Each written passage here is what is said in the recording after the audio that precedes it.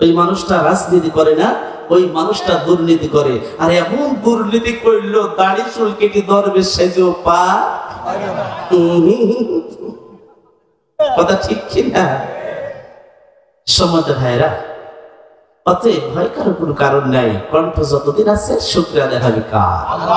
আরো জোরে বলেন, একটু চিৎকার দিয়ে পুরুষের মতো কণ্ঠকে দাঁড় করে দিয়ে সমাজ ভাইরা, আমার বন্ধুরা, সুমাইয়ের মতো কণ্ঠকে শক্তি করে নিয়ে খাপ্পা খুমাইয়ের মতো সিংহের মতো দাপাত দিয়ে বলেন, আমার আল্লাহকে আওয়াজ দিয়ে বলেন, নারে তাকবীর, নারে তাকবীর।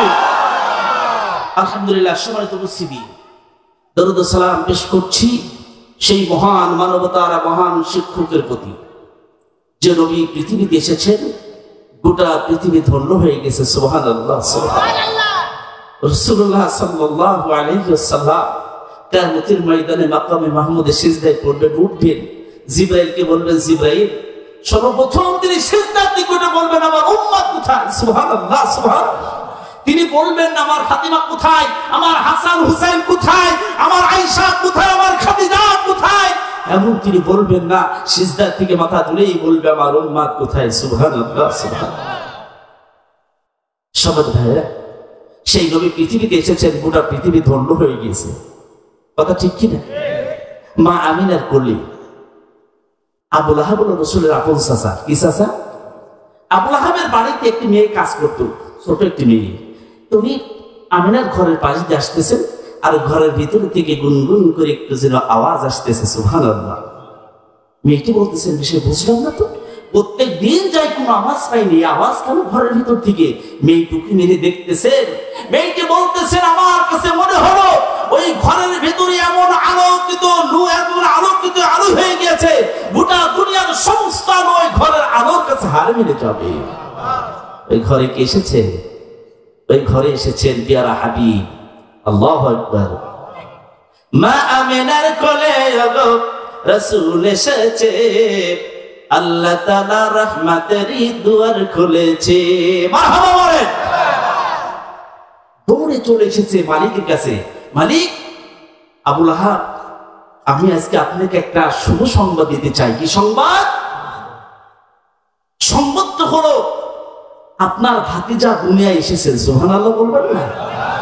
আল্লাহ রাসূল পৃথিবীতে আসার সঙ্গে সঙ্গে খানায় কাবার ৩৬০ মূর্তির মাথা ভেঙে গিয়েছে। চিরন্তন প্রদীপ পূজা করতো, আগুন পূজা, তাদের আগুন পূজা আগুন নিভে গেছে। সুবহানাল্লাহ বলেন। রাসূলুল্লাহ পৃথিবীতে আসার সঙ্গে সঙ্গে খানায় কাবার ৩৬০ মূর্তির মাথা এমনিতে ভেঙে পড়ে গিয়েছে। সুবহানাল্লাহ বলবেন না? আমার রাসূলের সম্মান কম না বেশি? আমার রাসূল পৃথিবীতে আসবে, খানায় কাবার মূর্তির মাথা থাকবে, আল্লাহ এটা কখনো বরদাস্ত করতে পারে না। কথা ঠিক কিনা বলে? কাফেররা বলল, আশ্চর্য ব্যাপার, এরকম হইল কেন? কারণটা কি? সকলে হতভাগ হয়ে গিয়েছে। হতভাগ হওয়ার কিচ্ছু নাই, পৃথিবীতে এসেছেন রাহমাতাল লিল আলামিন। সমাজ ভাইরা, সেই নবী পৃথিবীতে এসেছেন। আবু লাহাবকে বলার সঙ্গে সঙ্গে আবু লাহাব বলছে, সত্যি? বলে, হ্যাঁ, আমার কাছে মনে হলো গোটা পৃথিবীর আলো ওই ঘরের আলোর কাছে হার মেনে যাবে। সুবহানাল্লাহ। আবু লাহাব নিজে চলে গেল, যাই দেখতেছেন যে আমার কাজের মেয়েটি যা বলেছে সত্য বলেছে। সুবহানাল্লাহ। দৌড়ে বাড়ি এসে ঘরের ভিতর থেকে কিছু স্বর্ণ নিয়ে মেয়ের হাতে দিয়ে বলতেছে, মা, এই নাও, তোমাকে কিছু স্বর্ণ অলংকার দিয়ে আজকে থেকে আমার বাড়ি থেকে কাজ থেকে তোমাকে আমি মুক্ত করে দিলাম। সুবহানাল্লাহ বলেন। সমাজ ভাইরা, এই জায়গায় আবু লাহাব খুশি না বেজার? একটু কথা বলা লাগবে, খুশি না বেজার? আরো জোরে বলেন, খুশি না বেজার?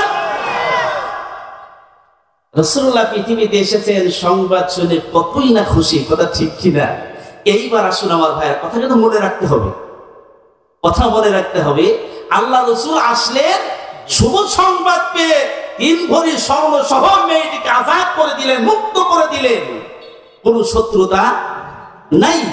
১ থেকে ৪০ বছর পর্যন্ত আমার রাসূলের সঙ্গে কোন শত্রুতা ছিল?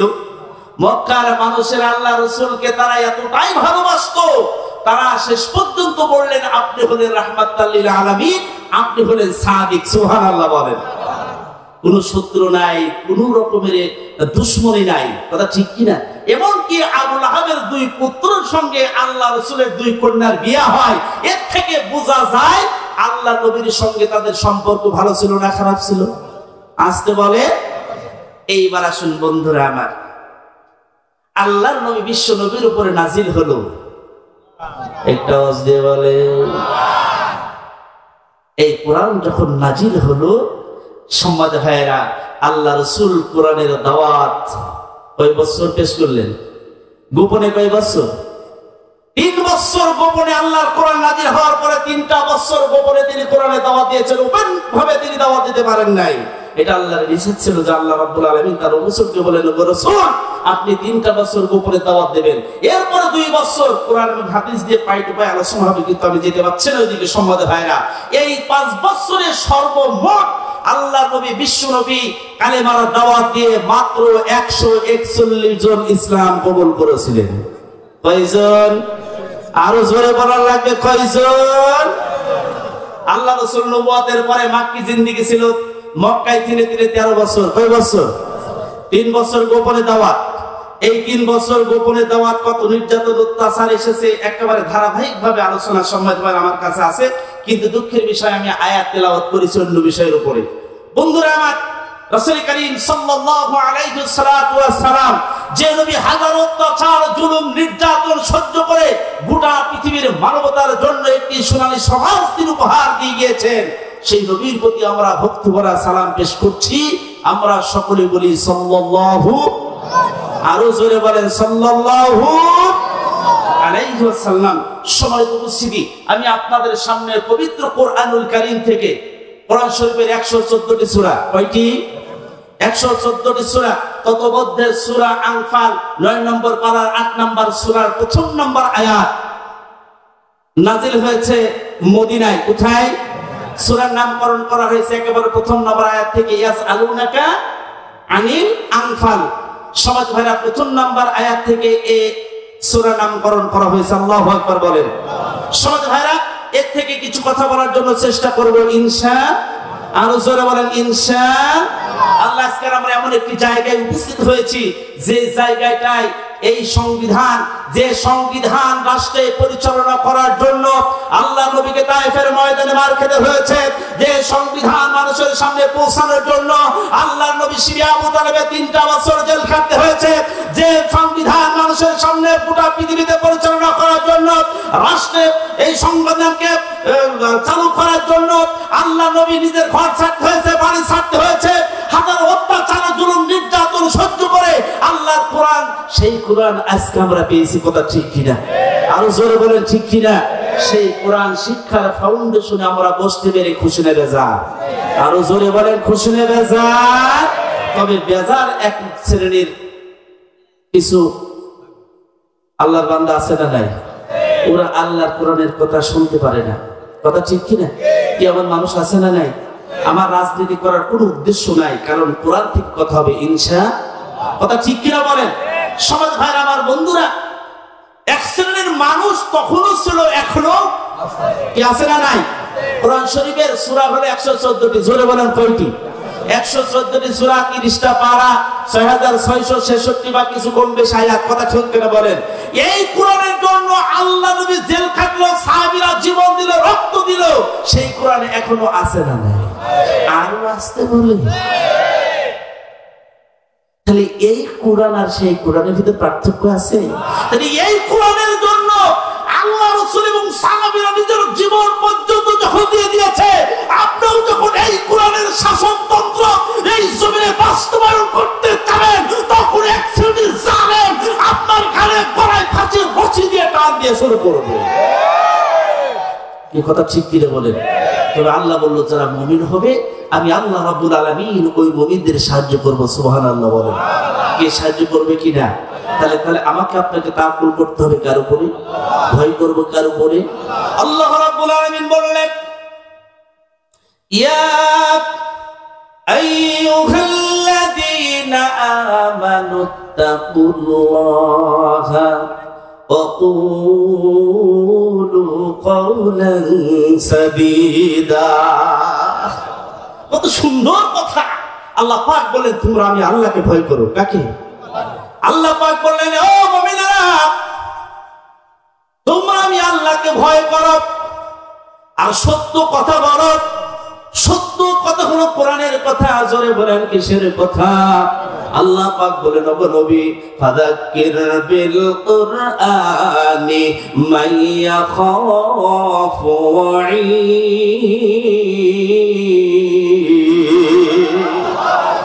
আপনি যখন মানুষকে উপদেশ দিবেন তখন আল্লাহর কোরআন দিয়ে দিবেন, কারণ এই কোরআন দুনিয়ার কোন মানুষের তৈরি করা বাড়ি নয়। এই কোরআন হলো তানজিলুম মির রাব্বিল। কষ্ট হয় সমাজ ভাইরা, আমার বন্ধুরা, আফেলা বলল, না এটা তো হতেই পারে না, এটা মুহাম্মদের বানানো। নাউজুবিল্লাহ বলেন। আল্লাহ পাক বলেন, কুল ইন কুনতুম তুহিব্বুন, আল্লাহ পাক বলেন যে যদি তোমরা সত্য করে ঈমানদার সত্যবাদী হও, ওয়া ইন কুনতুম ফি রাইবিন মিম্মা নাযালনা আলা আবদিনা ফাতু বিসূরাতিন মিন মিসলিহি ওয়া দুউ শুহাদাআকুম মিন দুনিল্লাহি ইন কুনতুম।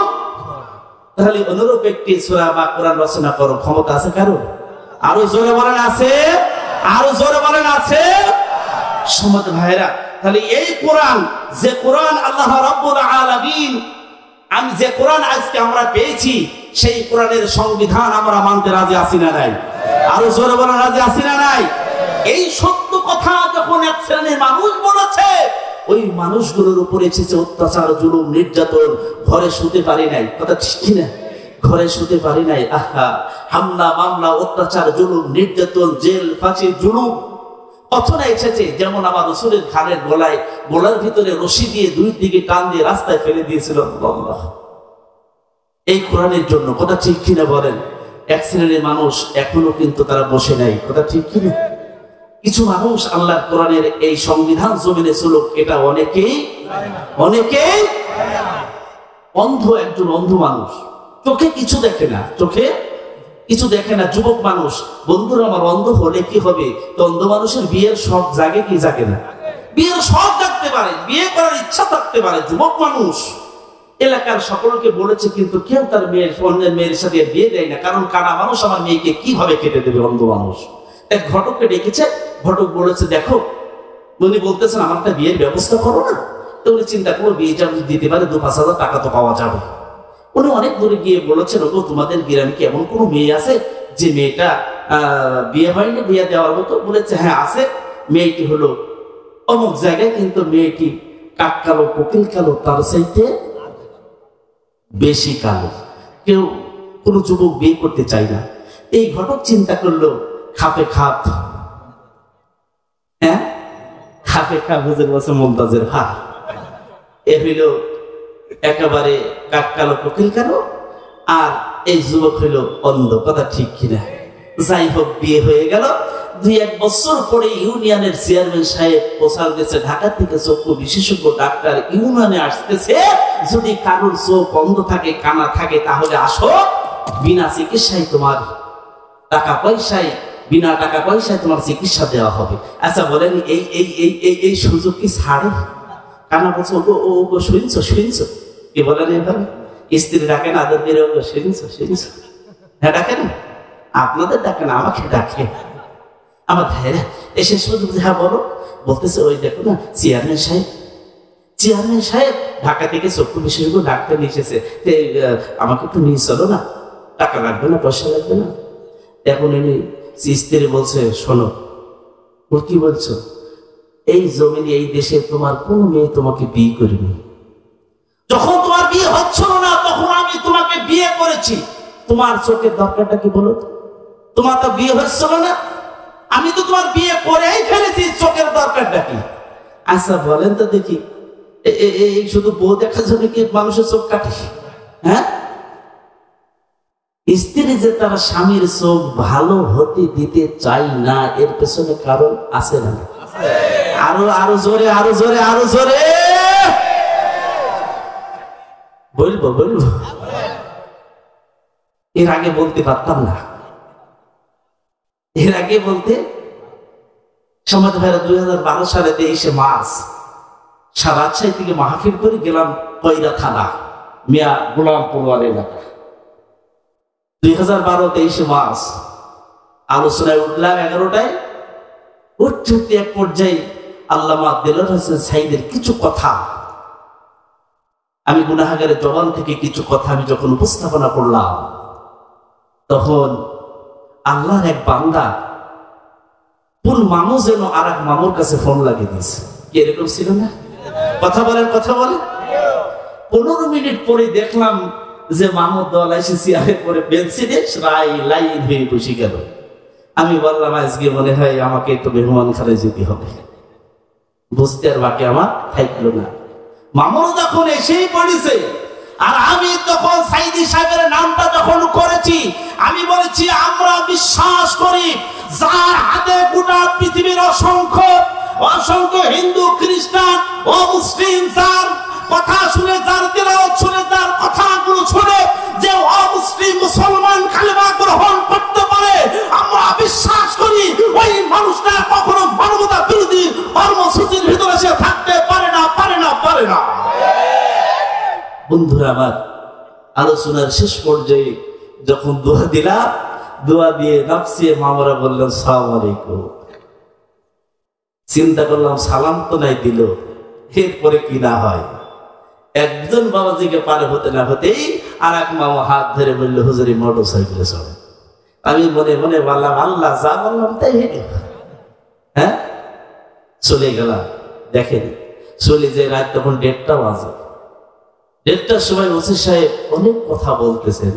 আমি মনে মনে বলতেছি স্যার কথাগুলো না বলে 2টা বাড়ি মেরিয়ে দেন, কথাগুলো না বলে 2টা বাড়ি মেরে দেন, তাও সহ্য করা যাবে, কিন্তু কথাগুলো সহ্য করা বড় কষ্টকর। আমার ভাইয়ের, আমার বন্ধুরা শেষ পর্যন্ত বলছে জানেন আপনাদের জন্য আজকে আমার তাহাজ্জুদ হইল না। এই তমাশাই দিয়েছে কোরআন শরীফ সামনে বলছে আপনাদের জন্য তাহাজ্জুদ হইল না। তাহাজ্জুদ তো স্বামী মুসলমান পড়তো, কি বলছে 70-80 টাকা তাহাজ্জুদ পড়ি। এই শয়তানে বিশ্বাস করো, কথা বলে শয়তানে বিশ্বাস করো। 22 বছর ধরে, কয় বছর ধরে কি বলবো আর কি বলবো। আমার ভাইয়ের, আমার বন্ধু ওসি সাহেব বলতেছে তাহাজ্জুদের নামাজটা হইল না। আমি বললাম স্যার তাহাজ্জুদের দল আপনার এই শিক্ষা দিয়েছে যে আলেমদের হাতে হাত করা বলেন, কেমন তাহাজ্জুদ আপনি বলেন, কেমন কোরআন আপনি বলেন, যে কোরআন পড়ে আপনাকে নৈতিক শিক্ষা দেয় না, যে কোরআন পড়ে আলেমদের গলে আপনি রশি দিতে পারেন, ওই কোরআন আপনার মতো মানুষ বলে কোনো লাভ হবে না, হবে না, হবে না, হবে না। সমাজে ভাইরা, কোরআন যে পড়বে এই কোরআনের বাণী শুনে ওই মানুষটা কখনো অন্যায় কাজ করতে পারে? আরো জোরে বলেন পারে? সমাজে ভাইরা, আমি যে কথা বলতেছিলাম, বন্ধু বলতেছে যে স্ত্রী বলতেছে যে আমি তোমার চোখের দরকার নেই। এখন কারণটা হলো কি জানেন? কারণ হলো স্ত্রী জানে যদি আমার এই, আপনারা বুঝে গেছেন? হ্যাঁ, আর বুঝতে বাকি। কসুর মতো কসু হলে অল্প জালে সেজে, জ্ঞানীর মতো জ্ঞানী হলে অল্প কথাই বোঝে। জোরে বলেন ঠিক কিনা? 5 আগস্টের আগে এই সেটা খুব বলা যাইত, এখন আর খাটে না, কারণ এখন সবাই, এই কথা ঠিক কিনা? বন্ধুরা আমার, স্ত্রীর যেমন উদ্দেশ্য ছিল যদি ও চোখ খুলে যদি দেখে আমি আমার চেহারা এই, তবে একবার বাড়বে না, একবার দুবার 9 বার মেরে দিয়ে এই কপালে আর ভাত আমার, কথা ঠিক কিনা? এমন এক শ্রেণীর মানুষ ছিল, তারা জানতো যদি আল্লাহর কোরআনের সংবিধান রাষ্ট্রে আসতে, আল্লাহর কোরআনের সংবিধান যদি রাষ্ট্রে কায়েম হয়, তাহলে আমাদের কর্তৃত্ব থাকবে না, আমাদের নেতৃত্ব থাকবে না, এই জিয়া আমাদের কাছে থাকবে না, বরং যারা আল্লাহর দ্বীনের কর্মী তাদেরকে বয়কট করে, ফাঁসি দিয়ে, গুম করে গোটা দুনিয়া থেকে বিদায় করে দিতে পারলেই 41 সাল পর্যন্ত থেকে যাবে। হায় হায় হায়, ফিরাউনও কিন্তু কোন সিদ্ধান্ত নিল না, কথা ঠিক কিনা? আল্লাহ রাব্বুল আলামিন বললেন, কষ্ট হয়, তাবারাকাল্লাযী বিয়াদিহিল মুলক ওয়া হুয়া আলা কুল্লি শাইইন কাদির। আমাদের মালিক কে? আরো আসতে বলে, তাহলে মুমিন বান্দা ভয় করবে কার? ইয়া ইয়া আইয়ুহান নাসু উবুদু রাব্বাকুমুল্লাযী খালাকাকুম ওয়াল্লাযীনা মিন ক্বাবলিকুম লাআল্লাকুম তাত্তাকুন।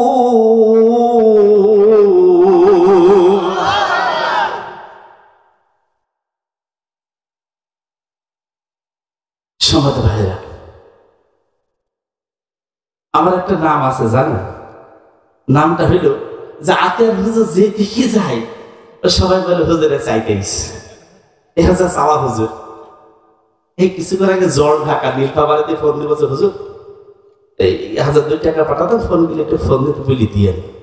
তারপর হুজুর আমি বললাম যে দিয়ে দিয়ে 26 মার্চ দেওয়া জ্বর ঢাকা নীলফামারী আর সিলেটের 17 তারিখে বলছে হুজুর এই ফোনটা দিলে একটু বলি টাকা গেলে বলে দিয়ে। তারপর তো মঞ্চে যাচ্ছি, আমিও বলছি একটু আগে বললাম যে কি করতে হবে, একটু চাইতে হবে। এই মেহের পর তো কোনো জায়গায় চাইতে হবে না, আমাদের এলাকায় প্রধান বক্তারা একটু বেশি চাইতো, ওই জন্য আপনাকে একটু বললাম। সমাজের ভাইরা, দিনের জন্য কোরআনের জন্য আল্লাহ রাসূল চেয়েছেন সাহাবীদের কাছে, কথা ঠিক কিনা? কি বলবো আপনাদের, এই কোরআনের কত আলোচনা, রাতের পর রাত দিনের পর দিন আলোচনা করলে কখনো আল্লাহর কোরআনের আলোচনা কখনো শেষ করা আরো জোরে বলেন যাবে। তাহলে আমি আপনাদের সামনে তেলাওয়াত করেছি সূরাতুল আনফালের 1 নম্বর আয়াত, তার নামকরণ শানে নজুল। আমি আপনাদের সামনে কিছু আলোচনা করেছি। সমাজ ভাইরা কথা বলেছি, এখন ওই আলোর মূল পয়েন্ট আমি ঢুকতে যাচ্ছি। সমাজ উপস্থিতি, আল্লাহ রাসূল সাল্লাল্লাহু আলাইহি ওয়াসাল্লাম মক্কা থেকে মদিনায় হিজরত করলেন, একেবারে সরাসরি ডাইরেক্ট আমি চলে যাচ্ছি। আল্লাহ রাসূল মক্কা থেকে মদিনায় হিজরত করলেন, তিনি কি মিছিল করতে করতে গিয়েছিলেন? আরো আসতে বলেন, রাতের বেলা আল্লাহ আল্লাহ আল্লাহ, মাতৃভূমিতে থাকা হলো না। আয়াতটা কখন আল্লাহ নাজিল করলেন একটু দেখেন না আমার ভাইয়ের, আমার বন্ধুরা। আল্লাহ নবী, বিশ্ব নবী, আখির জামানার নবী জনাবে মুহাম্মদ রাসূলুল্লাহ, সকলে বলুন সাল্লাল্লাহু আলাইহি ওয়াসাল্লাম। নবীজি ঘরের ভিতরে আবু জেহেল 100 যুবক পাঠাই দিল তরবারি নিয়ে, নবীজি ঘর থেকে বাইরে ভাবে টুকরা টুকরা করে কেটে ফেলবে। বন্ধুরা আমার, এই সংবাদ দুনিয়ার কেউ না জানলেন, জানেন কে? আর হুজুরে বলেন কে? আল্লাহ তাআলা হযরতে জিবরাইলকে বললেন, জিবরাইল আমার নবীর কাছে তুমি চলে যাও, আর এই দোয়াটা তুমি আমার নবীকে শিখাই দাও, বলে দাও আমি আল্লাহর কাছে যেন আমার শিখানো দোয়া আমার আল্লাহ আমার নবী করে। আমার ভাইয়ের, আমার বন্ধুরা, সেই দোয়াটা ছিল অকুর রব্বি আদখিলনি মুদখালা সিদকি ওয়া আখরাজনি মুখরাজা সিদকি ওয়াজআলনি মিন লাদুনকা সুলতানান নাসীরা। শিখাই দিলেন কে? আমার ভাই, আমার বন্ধুরা, আল্লাহ বলেন নবী এই দোয়া আপনি করেন, আল্লাহ রাসূল দোয়া করলেন, আল্লাহ শিখানো দোয়া। সুবহানাল্লাহ বলেন। আপনি আমাকে নিরাপদ জায়গায় নেন আর আপনি আমাকে ক্ষমতা দান করেন।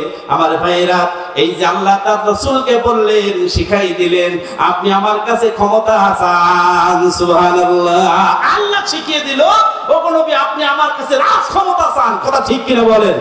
আর এখন যদি এই কথা বলা হয়, বলে হুজুররা ক্ষমতা ক্ষমতা করেন। আরে আমি আজ্ঞা রহমান ওয়াজ করে 40 বছর, কি প্রায় স্বাধীনতার 54 বছর হয়ে গেল, কত হুজুর মাহফিল মসজিদে কত ওয়াজ নসিহত হলো, 100 আজ পর্যন্ত নামাজি হয়েছে?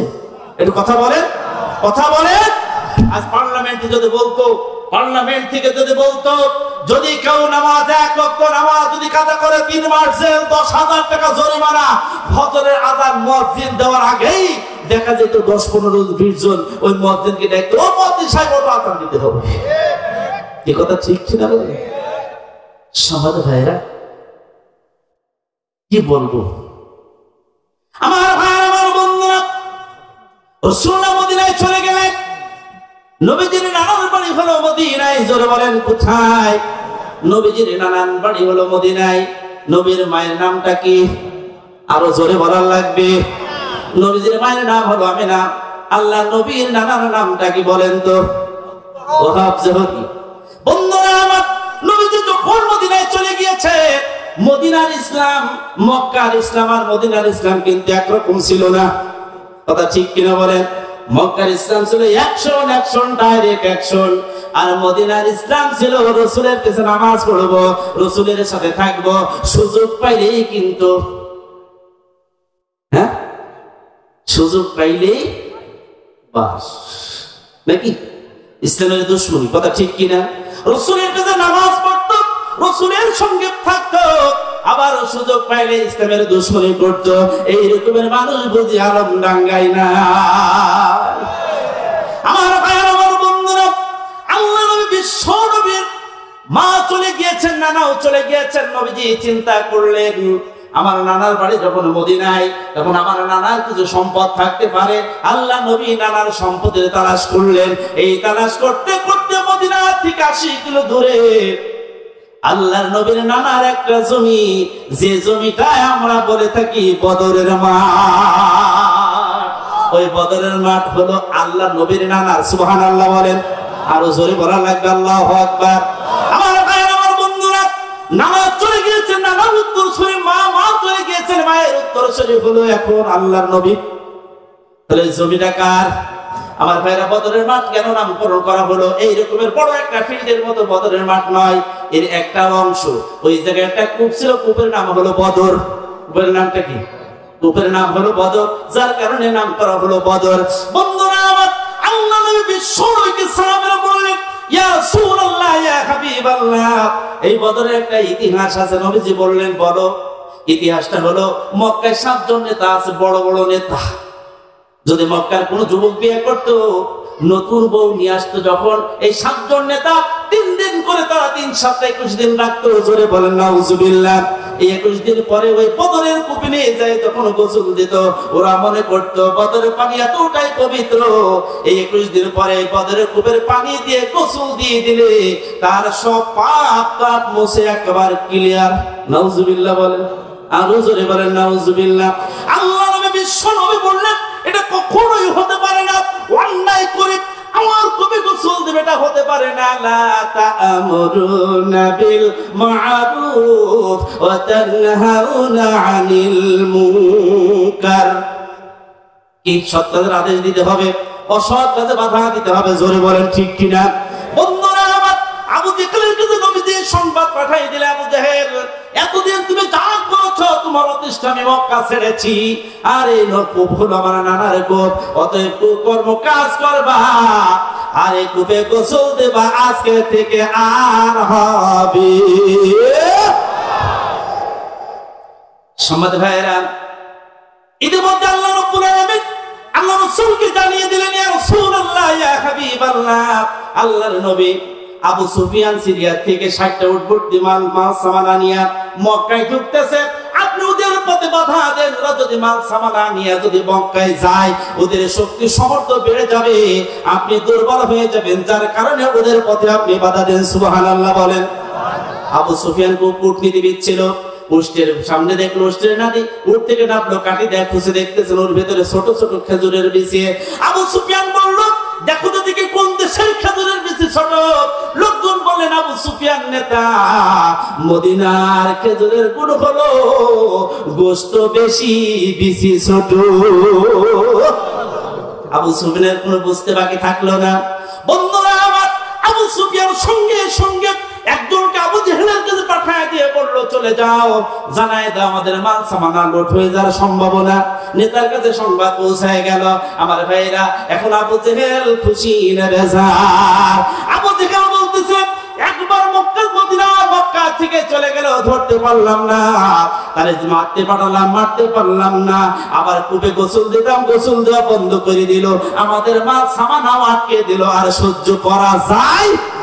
আরো জোরে বলেন যায়? হায় হায় হায়, কত চেষ্টাও করলো না, ফাঁসি দিল, ঠেকাতে পারলো না, বুম করে ঠেকাতে পারলো না।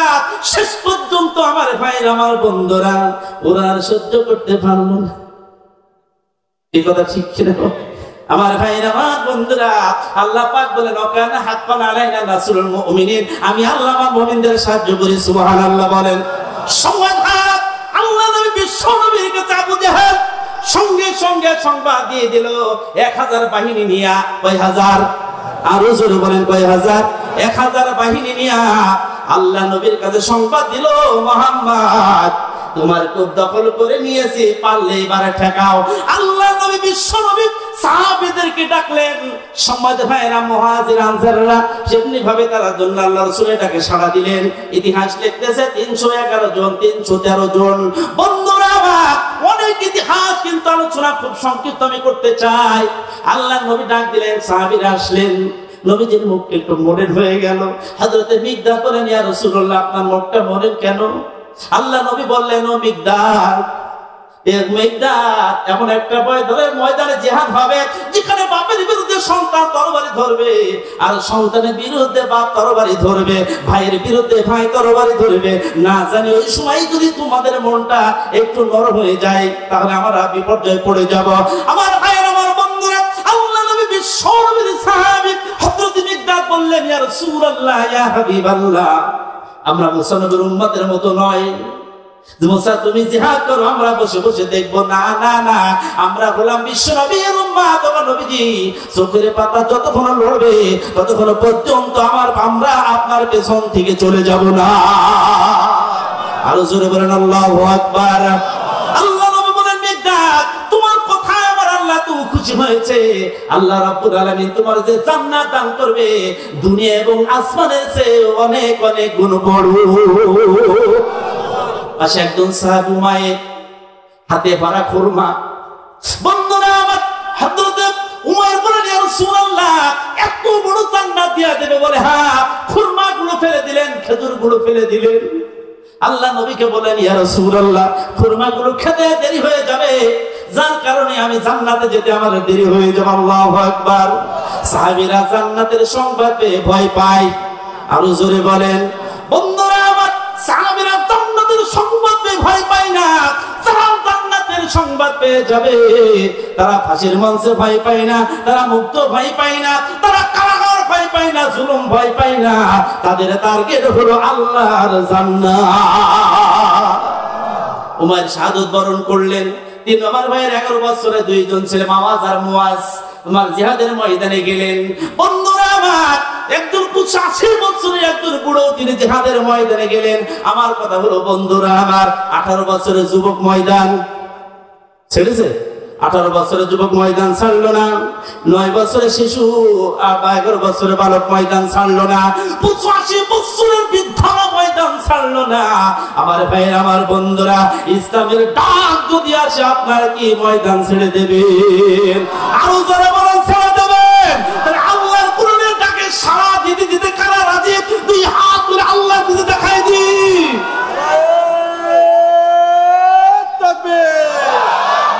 আল কোরআনের আলো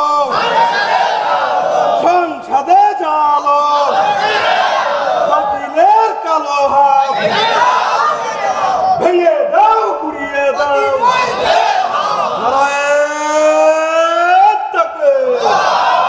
আলহামদুলিল্লাহ, সম্মানিত উপস্থিতি, এটা ছিল ঈমানের দাবি। কিসের দাবি?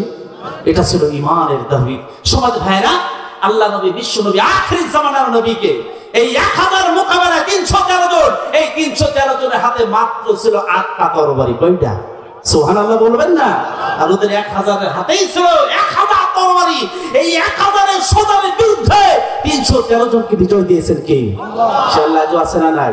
ওরা যখন ময়দান থেকে পালিয়ে গেল, সমাজ ভাইরা, এইবার আল্লাহ রাসূল সাল্লাল্লাহু আলাইহি সাল্লামকে এবার 3 শ্রেণীর মানুষ হয়ে গেল বদরের সাহাবীদের ভিতরে। এক শ্রেণীর মানুষ এসে বলল, এই গনিমতের মাল হলো আমাদের। ওরা কারা? যারা কাফেরদেরকে তাড়িয়ে দিয়ে এসেছে। কথা ঠিক কিনা? কাফেরদেরকে তারা ধাওয়া করে ময়দান ছাড়া করলো। ওরা বললে গনিমতের মাল সব আমাদের। আর এক দল লোক বললো, না, আমরা এই গনিমতের মাল পুরাইয়া সংরক্ষণ করেছি, এই মাল আমাদের। আর আরেক দল লোক বললো, আমরা রাসূলকে হেফাজত করেছি, মাল আমাদের। দল হইল